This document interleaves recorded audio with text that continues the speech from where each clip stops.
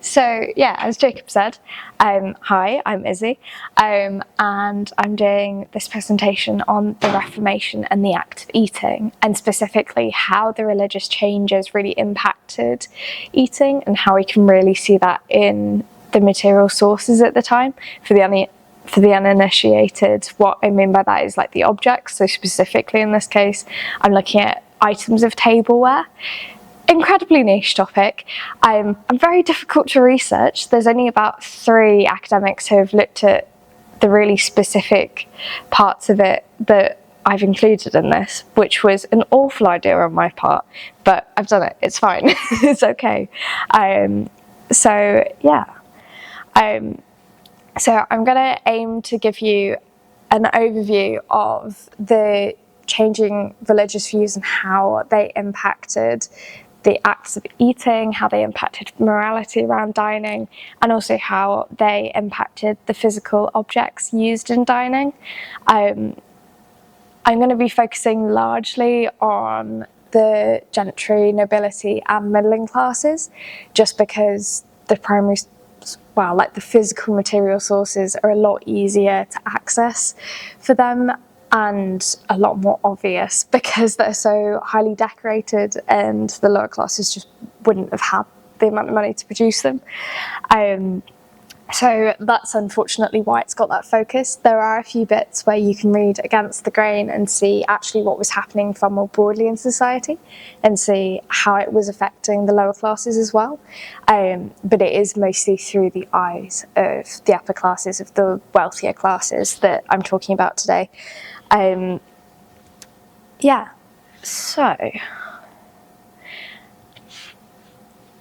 So the overview of this topic is that basically at the time, because of the religious Reformation, religion tended, we're talking about a very broad period here, so the period I'm studying for this is between 1534, when we have the breakaway from Rome and the rise of the Church of England, to around the 1660s.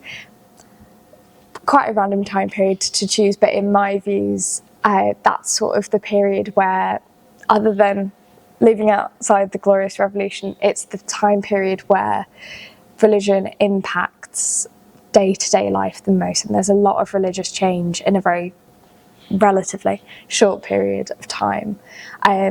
So within that time, as an overview, religion became more personal in the way that, certainly for the wealthier classes, it was a huge amount more accessible. They didn't have to go to church and hear scriptures through a priest speaking Latin. They could read it at home. In the middle to latter part of the period, English Bibles became increasingly and very common. And the same with other sources like pamphlets, all sorts of items of religious education. And this led to the home being the more important location for religious learning and beliefs to be expressed outside of the church as it had been previously. And religion did become far more personal rather than it was still something you expressed in the community, but it in a different form to it had been under traditional Catholicism.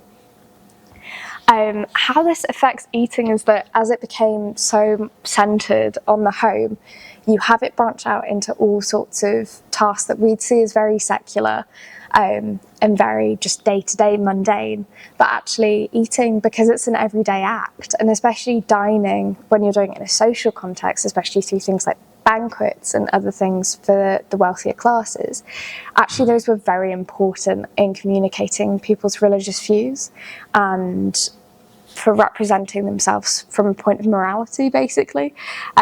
Which, arguably social occasions like that, we still do that. I think in this day and age, in the way we think about Christianity in this country, or certainly like cultural Christianity, we think of food as quite detached from that. We think of Christmas with food, but that's in more of just a secular cultural way.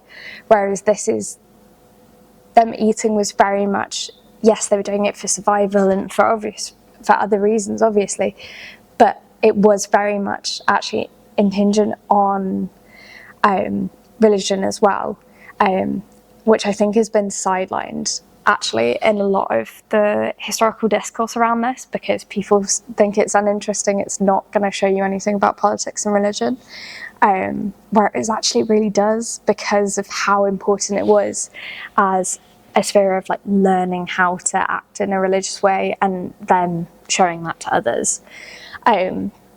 So as part of the shift from the church to the home, it becomes what Andrew Morel says, the meal became an important ritual of an outward show of a life lived piously.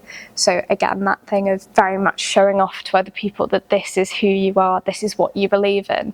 And it wasn't just about piety, but also some specific religious beliefs, so Catholicism, Protestantism, where you were on the scale, which I'll talk about a bit later as well.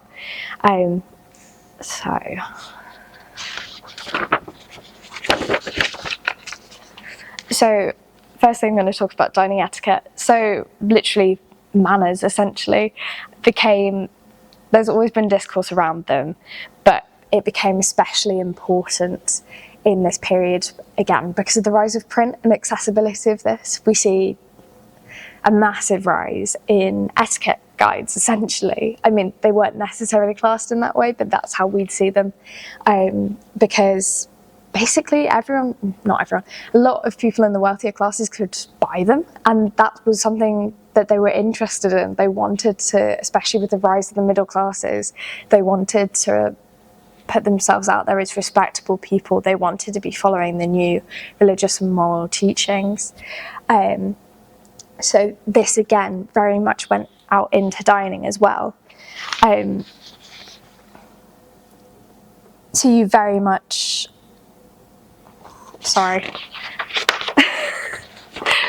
you very much have the link between religion and the home again. And again, you also have this real sort of nostalgia for the rituals of Catholicism.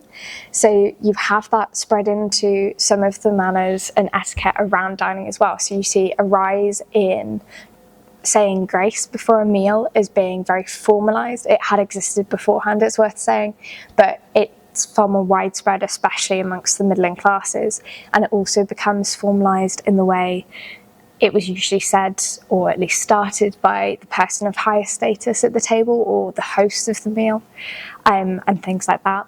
And you can see that in primary sources from the time. So Hugh Rhodes' The Book of Nurture, which is from 1560, he says, "Thank God of your fare, to your sovereign give praise," which also shows that actually the wider social change, it wasn't just religion, but also centralisation of government. The monarchy were also very important, as were wider figures, especially for the wealthier classes. So it wasn't just dining etiquette that got influenced by this, but also eating itself, how much you would eat, what you would eat.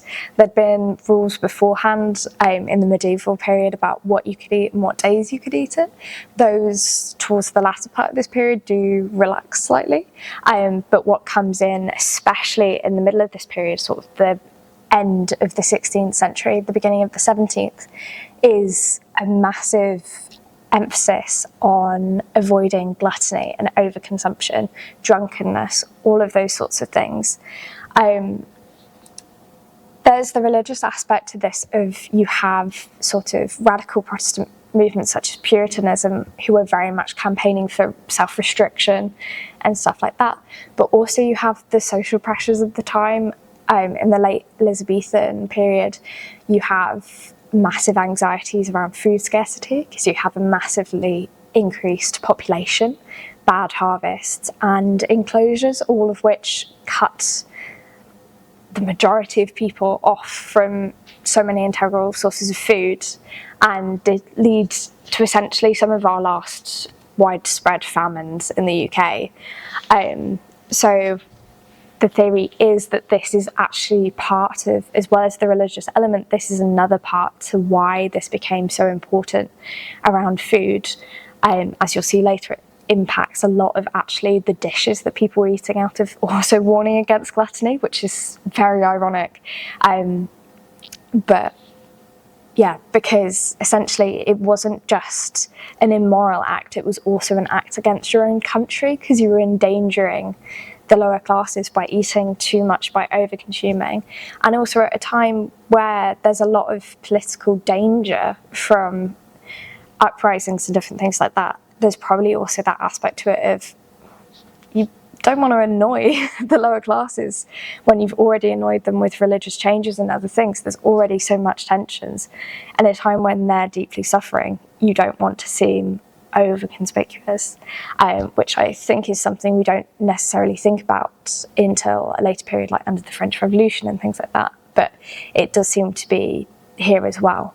So you have from the source from the period, you have Walter Darrell in another etiquette manual, essentially, a short discourse on the life of servingmen.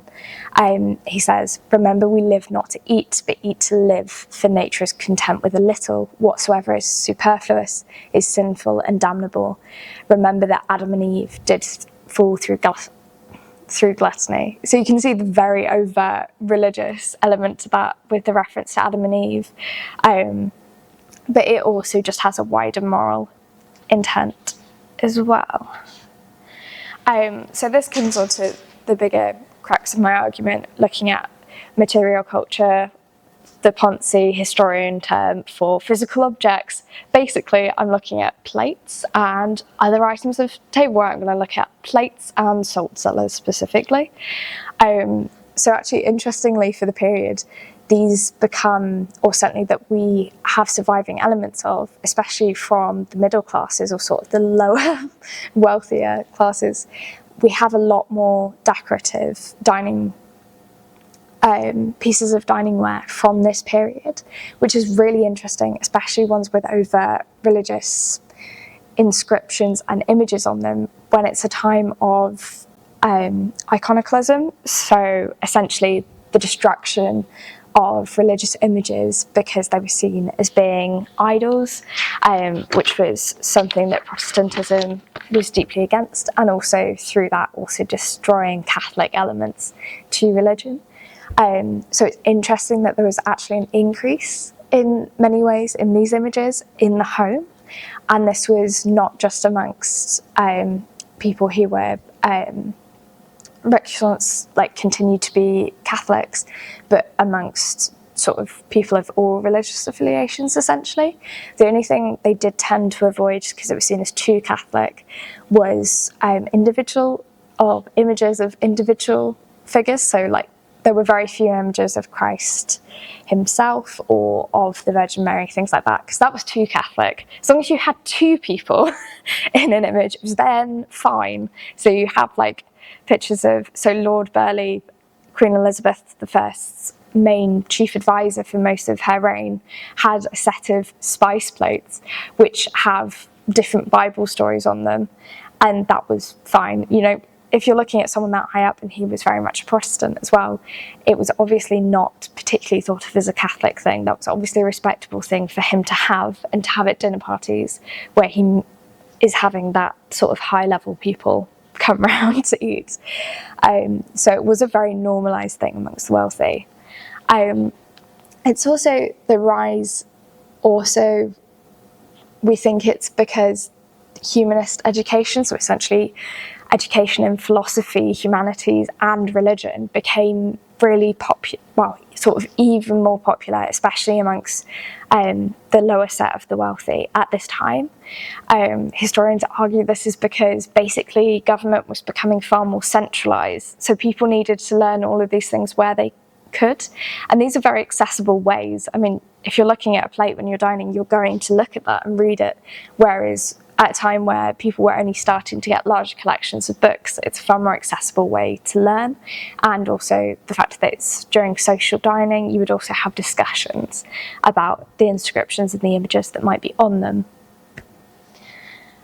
So that's, yeah, from a religious point of view, when the home was becoming that more central part of religious teaching, you have that pressure to have that, but you also have the more like political or innately political part to it of it's very useful for creating essentially the first set of civil servants off of which is mad that you can just read something off a plate and become a civil servant. That's not quite how it works, and that's not what I meant.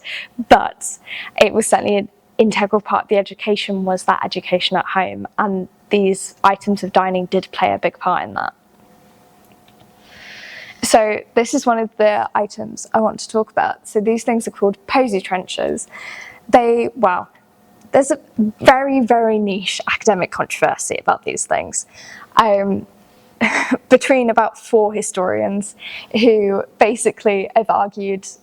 You have 2 who argue that they are used as serving plates in sweet banquets, which was essentially a dessert course where you'd eat sweetmeats, which is not meat. It means like pickled plums and things like that afterwards. So they say that the plain side of them, you would eat your little sweetmeat off of, and then you'd flip it over afterwards. And they have inscriptions and images on them. And then you'd have a discussion with people as your after dinner activity, basically, is the primary argument. However, some other historians have pointed out the plain sides don't usually have any residue of any food on, so possibly not. My personal theory I agree with most is actually Francis Stewart's argument that the reason actually that we have surviving ones which don't have any food residue on is that these were ones that were bought and then left in their set in a box and not used, because she argues, using sources from the time, that actually they were sort of early modern party bags, if you'll allow me to say that, because basically once you'd eaten off of them and then discussed them, you were supposed to take them home as sort of a souvenir from this banquet. So she reckons that's why. But anyway, that's the sort of contextual point to them, is we think they were used in this way. They were certainly either way, whether they were used more decoratively or used as plates themselves. They were used in a very social manner. We know that they were at social gatherings, because we have instances of them being used in plays from the time. So again, they were obviously a very well-known thing. We also have a ton of them that just no one looks at. Found out just basically so many of the bigger museums in the UK just have hundreds of them. The Royal Shakespeare Birthday Trust is the place that looks after this item, which I'll talk about in a moment. But the Metropolitan Museum of Art in New York has tons. V&A, the British Museum, basically everywhere has tons. Nobody's ever heard of them. Only 2 people have looked at them. It's a very weird thing that we have, which is kind of what drew me to it, because I was like, that's weird. And also, this is the trencher that actually drew me to this subject, because I came across it quite randomly and went, that's very goth. It's got a skull on it. I was like, okay, I'll look into that. So this posy trencher is from around 1580, we believe. It has gilding on it, on the flowers, and then in the middle it reads, "O death, how better is the remembrance of thee to a man that seeketh rest and comfort in his substance and riches." Essentially, it acts as a memento mori, as you might have guessed from the skull. But it also essentially, again, it's that moral teaching to be grateful for what you have, because death is coming for you either way, and to continue to live in that moral life rather than to go towards greed. Many posy trenchers had moral messages like this. They weren't all like that. Some of them also had humorous phrases. Some of them are even vaguely sexually suggestive, actually, which is, again, sort of not something you necessarily expect to come up in the sources. But they're very interesting things, but a lot of them did have moral teachings as part of them. So there's another one here, which is held by the Metropolitan Museum of Art in New York, and is very explicitly related to food. So essentially, it's warning against gluttony and drunkenness. So its top border reads, "Take heed that your hearts be not overwhelmed with feasting and drunkenship." And the right-hand border reads, "Through gluttony many perish." Which, you've just eaten a massive meal, socialising with loads of people, alcohol is almost certainly involved. And then you turn that over and it's going, here's everything the Bible says about how what you just did is awful and you should feel guilty and never do that again.